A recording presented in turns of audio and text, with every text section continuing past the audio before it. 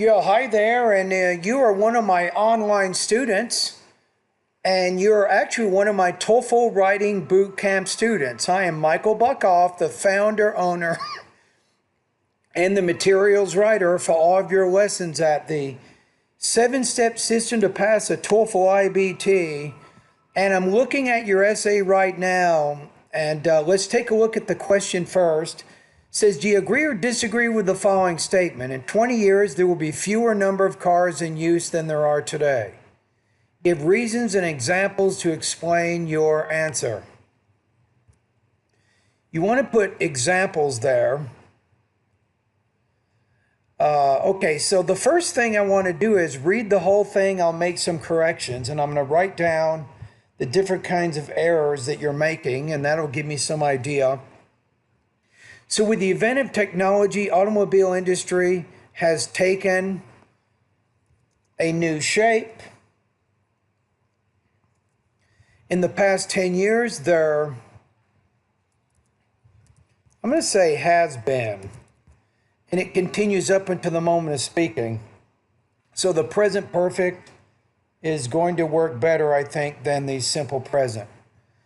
There has been exponential growth in production of cars in your statement is just wordy. It's not doing very much here. I got to get rid of some words in here. I'm going to say just automobile production. Don't even need the rest of that.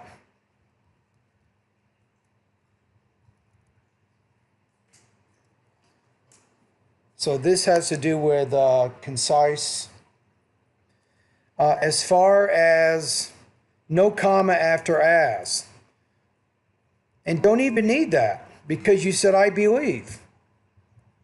But if you say this growth will take a downturn, we already know it's your opinion, so there's no... So this growth will take a downturn in coming decades. Maybe put the word so.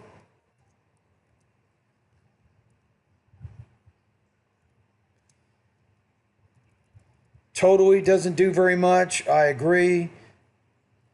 Don't have to say the statement.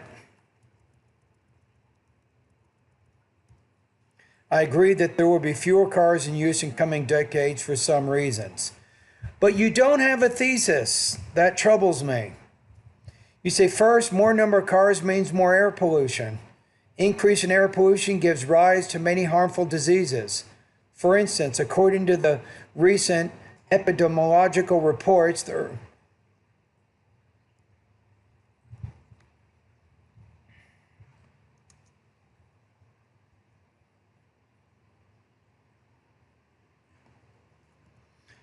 again, consistently, you're having trouble with verb tenses, so there has been. What do? Go to the Google, right? I'm going to give you some key words here. Remember, it's all about the questions. Okay, here it is. Present perfect and simple present verb tenses in English grammar. Okay, see if you can find a good web page that talks about the present perfect and compares that with the simple present.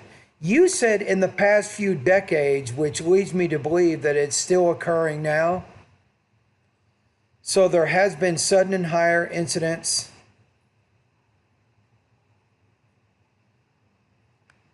I'm change this to have. There have been sudden and higher incidence of lung cancer in the past few decades. Day by day.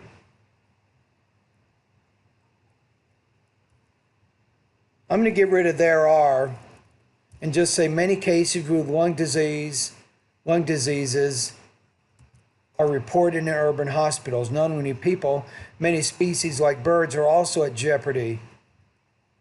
You might want to say here, due to the pollution. For example, in countries like India, sparrows are in near extinction due to the carbon dioxide level. Okay, this is good. It's all good, but it doesn't answer the question. So in this paragraph, why does it mean that we will have fewer cars? Just because more cars cause pollution doesn't necessarily mean we'll have fewer cars. Are you trying to argue that different countries, because of the pollution, they're going to take action and regulate automobiles, thus limiting their production. So there's not really a cause-effect connection between the air pollution and having fewer number of cars, at least based on that paragraph.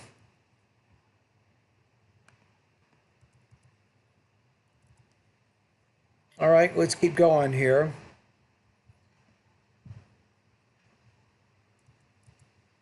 It says also plants are in danger with the increase in the number of cars.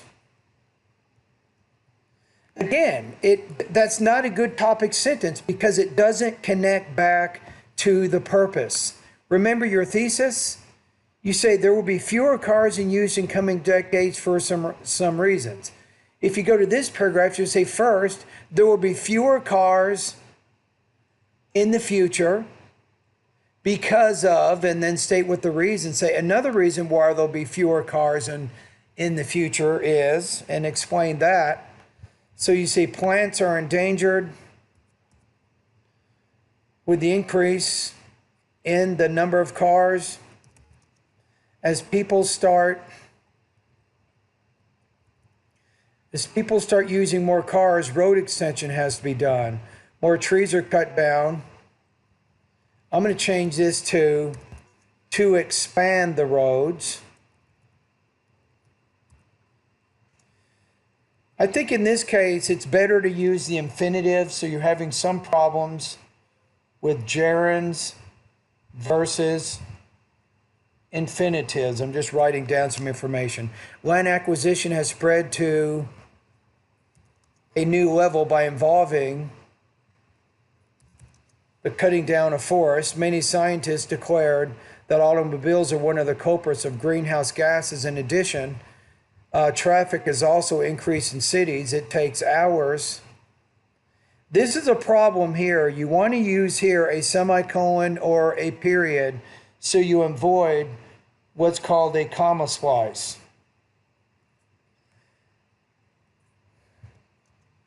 It takes hours to commute for short distances. For instance, cities like New York, people spend most of their time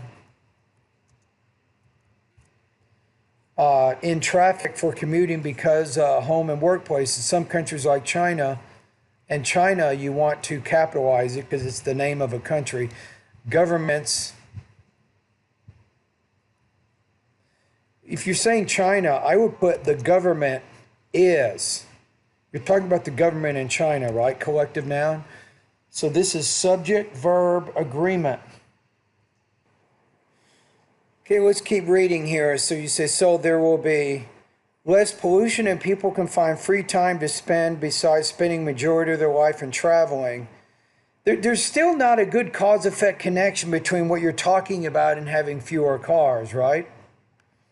Then the last paragraph you say, the invention of cars made transportation simple and easy, but the disadvantages caused by the increasing number of cars outweigh the advantages. Therefore, I strongly agree there should be a limited use of cars in the future to avoid environmental disasters.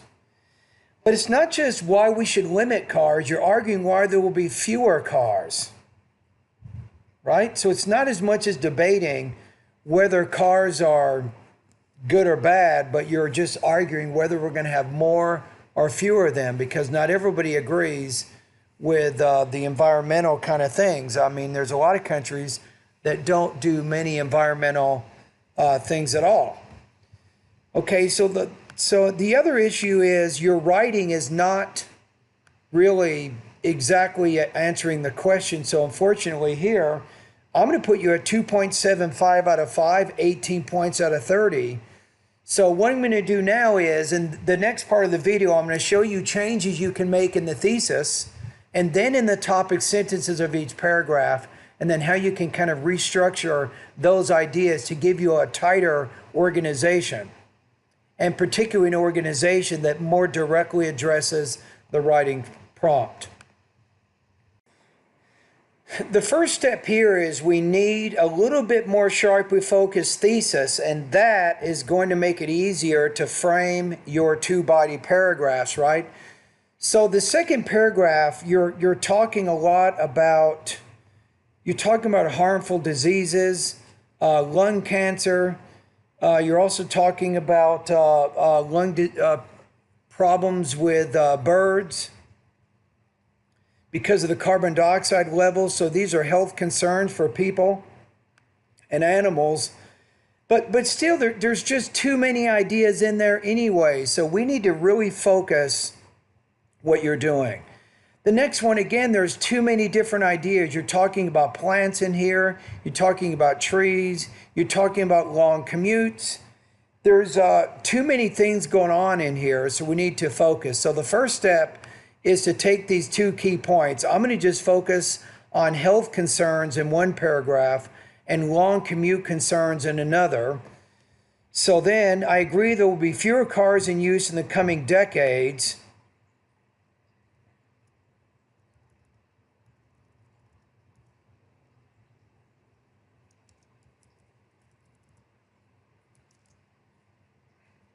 Then you might say, due to health and long commute concerns, many governments will begin imposing limits on automobile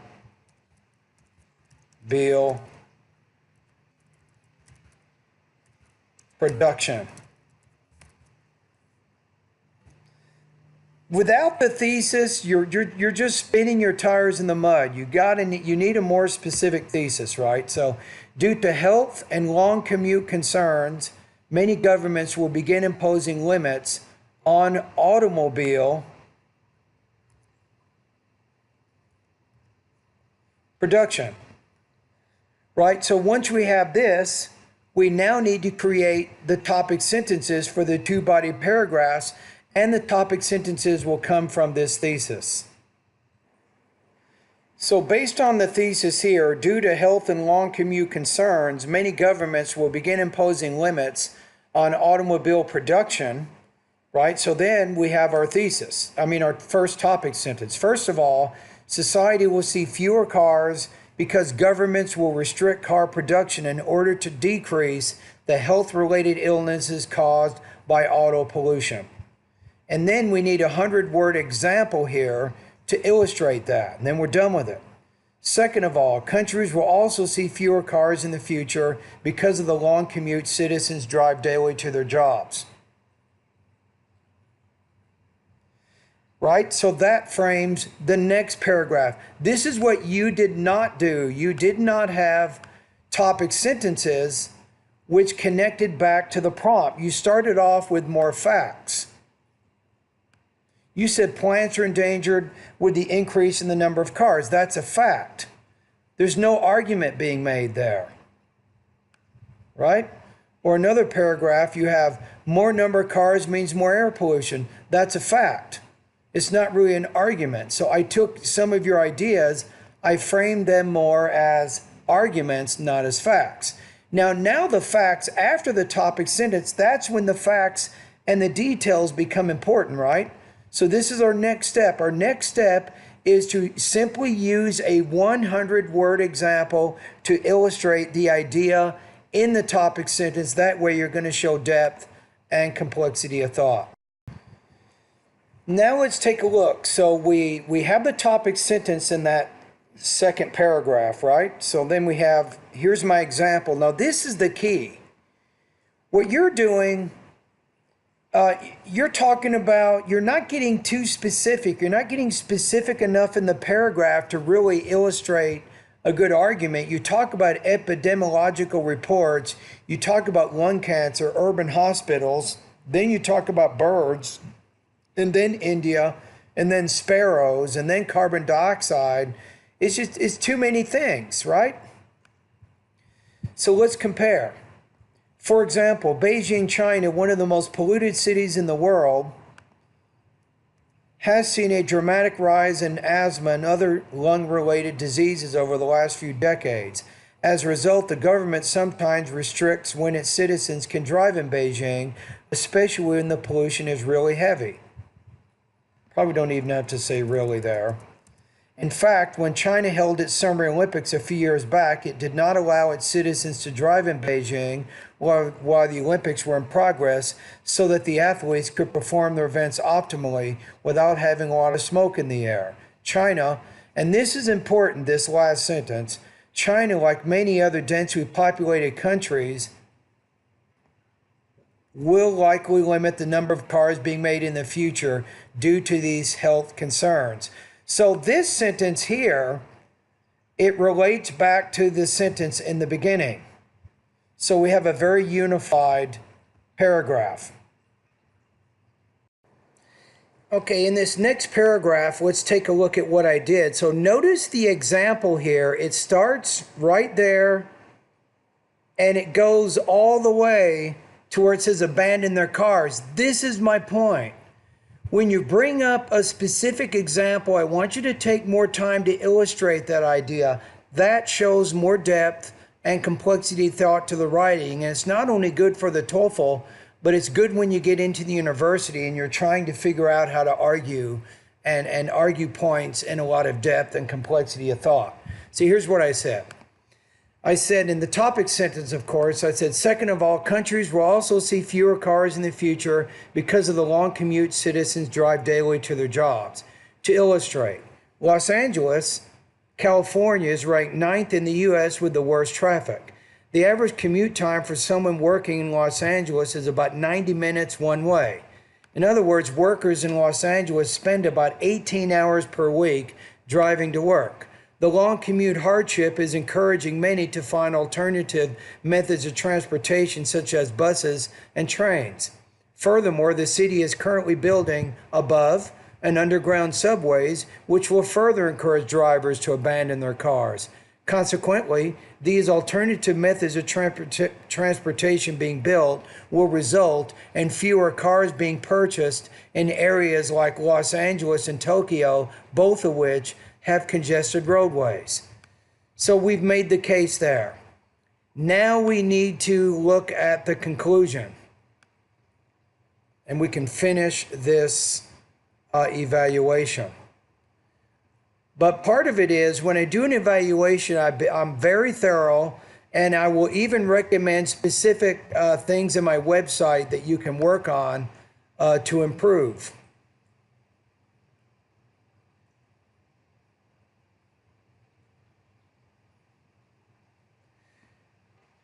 So you said environmental here, which relates to the first one, and then we have the commute thing, which is more of a humanitarian thing. So let's change this slightly.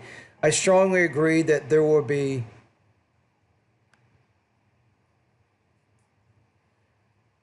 I'm going to just say fewer to keep focused on the question. There will be fewer cars in the future to avoid environmental,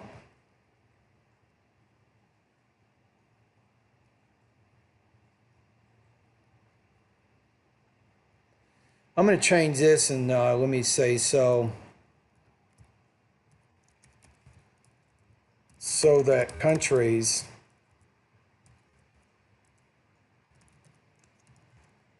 can address the health and commute concerns of their citizens. I think that probably does it there. In conclusion, I'm going to put although here to give you a little bit more complex sentence. Although the invention of cars made transportation simple and easy, the advantages caused by the increasing number of cars outweigh the disadvantages. Therefore, I strongly agree that there should be fewer cars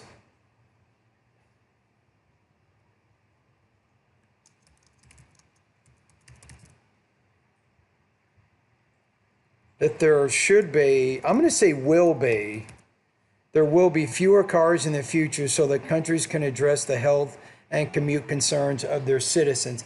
There should be, you're arguing that there should be a limited number or fewer numbers, but you're just kind of arguing that there will be fewer cars. If it said in the prompt, if you said, do you agree or disagree? we should limit the number of cars in the future. If it had said that, I would have let that stand, but it's saying that there will be fewer number of cars in use than there are today. So because of the use of the word future here, which is more what we call future tense, and it's not as much of a criticism, it's more of a fact. So you're agreeing or disagreeing with this fact. Okay, so I think we're in pretty good shape there. So let's look through the whole essay one more time. So originally, your essay was about 370 something words, I think. Maybe it's about the same here. What do we have? Yeah, it's not. I made it a little bit more. It's 405 words the way that I wrote it. So, and each of my paragraphs is a little bit more focused than yours, right? Okay, let's take a look at this essay one more time. With the advent of technology, automobile industry has taken a new shape. In the past decades, there has been exponential growth in automobile production. Many people hold the view that this growth may rise, I'm going to say even more. The growth will take a downturn in coming decades. I think you have to use a word like however here, because this is different from what you just said. However, this growth will take a downturn in coming decades, so I agree that there will be fewer cars in use in coming decades. Or how about here?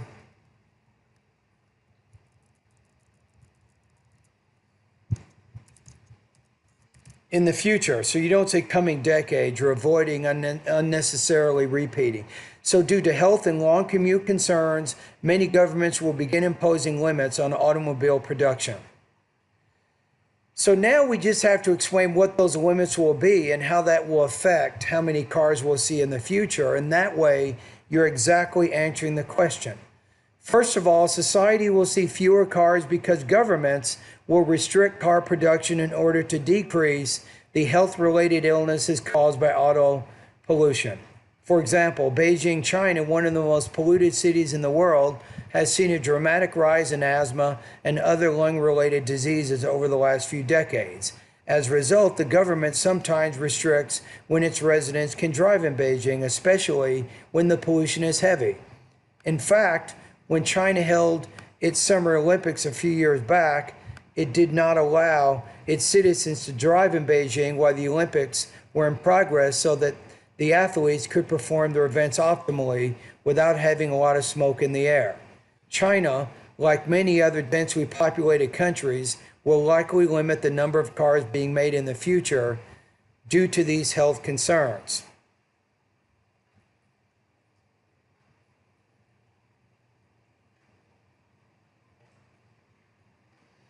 Okay, so we have that one. Let's go to our next paragraph.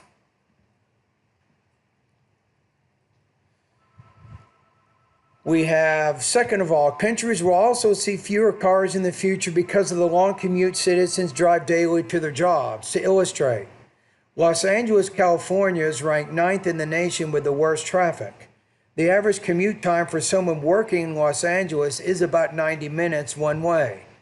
In other words, workers in Los Angeles spend about 18 hours per week driving to work.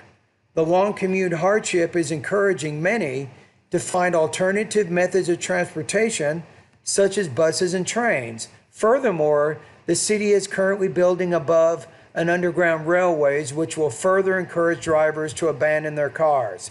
Consequently, these alternative methods of transportation being built will result in fewer cars being purchased in areas like Los Angeles and Tokyo, both of which have congested roadways. In conclusion, although the invention of cars made transportation simple and easy, the disadvantages caused by the increasing number of cars outweigh the advantages. Therefore, I strongly agree that there will be fewer cars in the future so that countries can address the health and commute concerns of their citizens.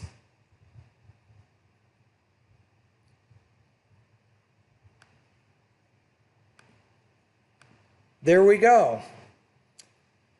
Now, the next thing in the next part of the video, I'm going over to my website. Now that I've kind of made some corrections and I've looked over your writing, I need to now suggest specific lessons that I think that you need to review in order to improve your writing. Do you see how it works?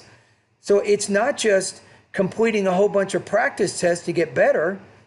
That's not always the right way to do it. It's completing a practice test, figuring out what your weak points are, reviewing lessons that strengthen those weak points, and once you've done that, then you complete another practice test.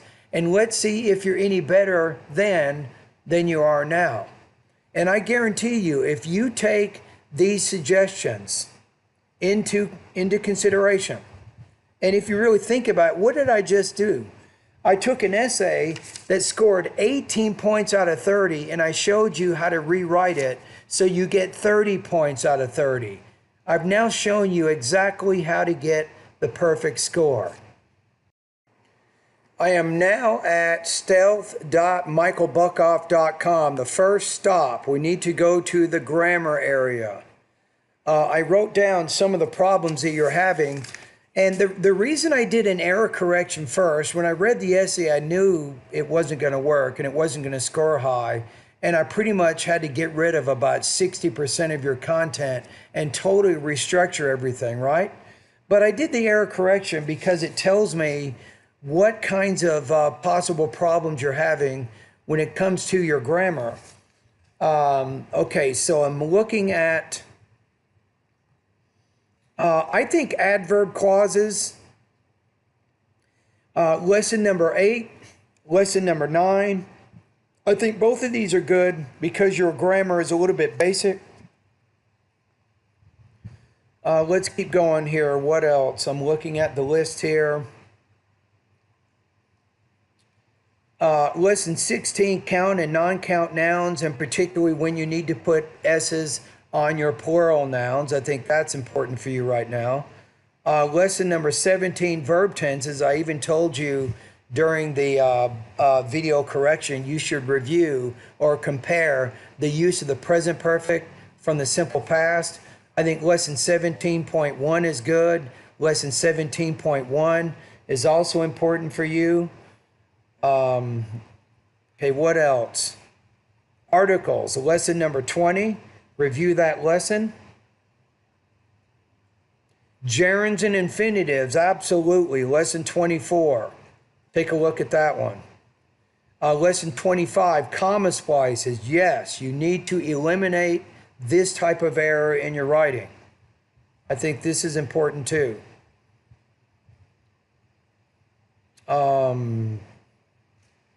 I think sentence variety, lesson 26, definitely a good lesson for you right now.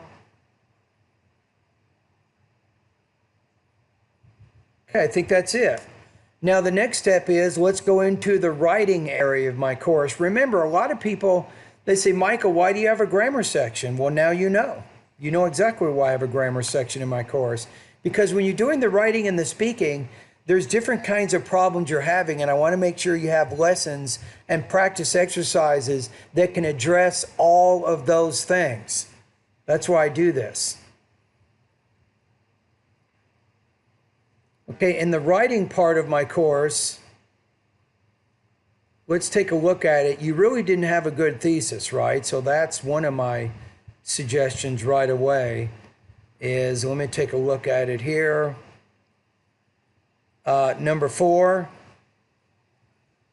I think creating sharply focused thesis statements for the independent writing task.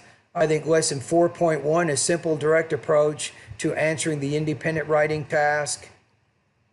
How do I frame a thesis for the agree, disagree writing prompt, lesson 4.1. Take a look at that. Okay, lesson 5.2, one simple trick to improve topic sentences. You have no topic sentences at this point. So read this lesson. This is good. Using transition words to connect ideas, lesson 5.3. I think lesson 5.5, how to show depth and complexity of thought. And the most important lesson for your body paragraphs It's lesson 5.6, writing the perfect paragraph. That's also important for you. All right, does that make sense? So that's how it works. So you just did your first writing practice test at my website. Now, I apologize. I'm very direct. I get right to the point.